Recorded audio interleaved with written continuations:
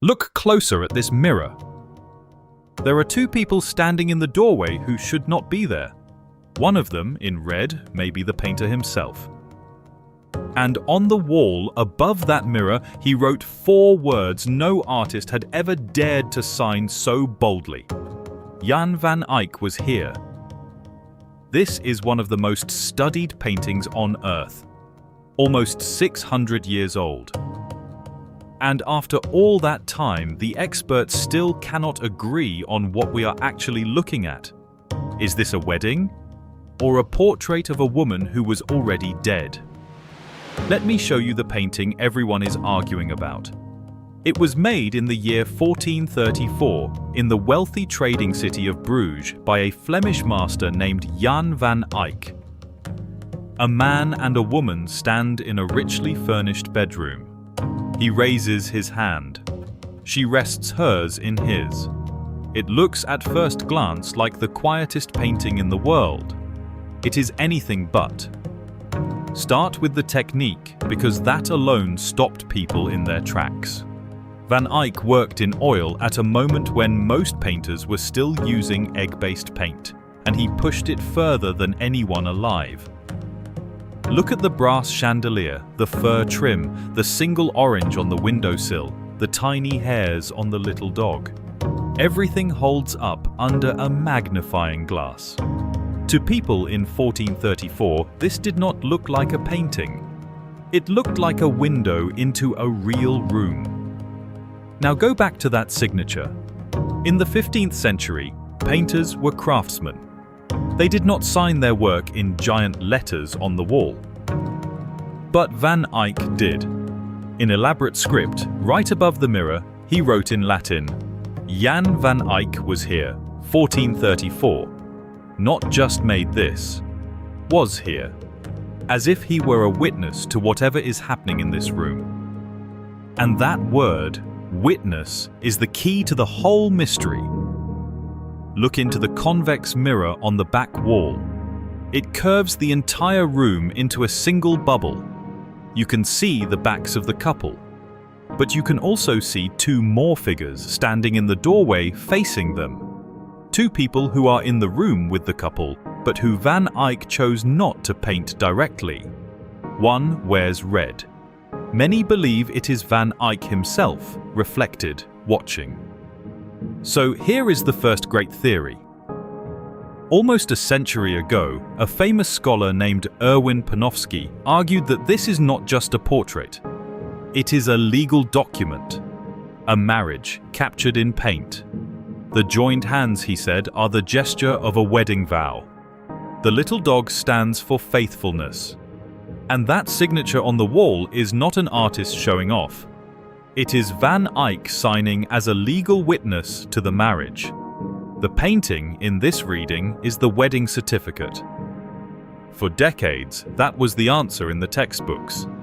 The couple were named as a merchant from the Italian city of Lucca, Giovanni Arnolfini, and his wife, Giovanna Cenami. Case closed.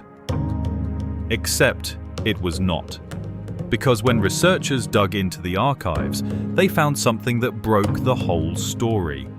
Records showed that this particular Giovanni and Giovanna did not marry until the year 1447. That is 13 years after the painting was finished, and 6 years after Jan van Eyck was already dead. So, the woman in green cannot be the bride everyone thought she was. And that reopened everything. Who is she? Who is he? And why is he raising his hand as if swearing an oath in a room this heavy with meaning? This is where the story turns dark. A more recent theory, argued by the scholar Margaret Koster, suggests the couple may be a different Arnolfini and his first wife, a young woman named Costanza Trenta. And here is the unsettling part. Costanza had died about a year before this painting was made, possibly in childbirth, barely into her 20s. If that is true, then this is not a wedding at all. It is a memorial. A husband commissioning a portrait of the wife he has just lost. And once you hear that, the room changes. Look above the couple at the chandelier. On the man's side, a single candle burns. On the woman's side, the candle is gone, burned out, with only melted wax left behind. Look at the little roundels around the mirror.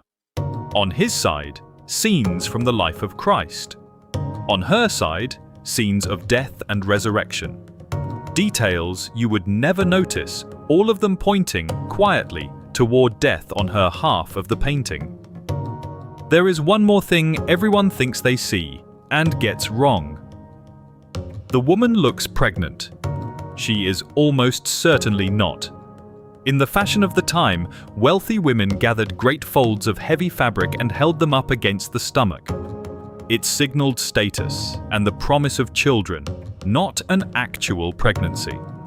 And both women ever linked to this painting are recorded as having no children at all. That is the strange power of this picture. Every object is a clue, and no one can prove what the clues add up to. The discarded wooden clogs, kicked off to one side, may mean the couple stands on holy ground. The oranges may whisper of wealth or of paradise. The tiny carved figure on the bedpost is Saint Margaret, the patron saint of childbirth. A wedding, a memorial, an oath, a warning. The painting will not tell you which. And here is a detail that says everything about how rare this object is. In almost 600 years, it has never once been sold at auction. It passed through the hands of Spanish royalty, was looted during the Napoleonic Wars, and was finally bought by the National Gallery in London in 1842 for 600 guineas. Today, it is considered priceless, effectively impossible to sell, and it has left that building only once in over 100 years.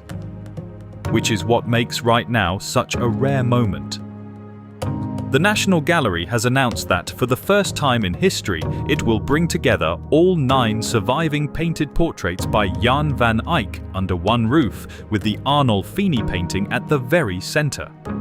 For the first time ever, it will hang beside another Van Eyck portrait believed to show the very same man, so visitors can stare at the two faces side by side and judge for themselves. So after almost 600 years, we are left with a man raising his hand, a woman who may or may not be alive, and a painter who wrote on the wall that he was here and then hid himself inside a mirror. So here is my question for you. When you look into that mirror, do you see a wedding or a farewell? Tell me in the comments. If you like a painting that hides its secrets in plain sight, watch our video on the hidden turban found under a Rembrandt next. And if you want art history with the mysteries left intact, subscribe. We do this a few times a week. Until next time.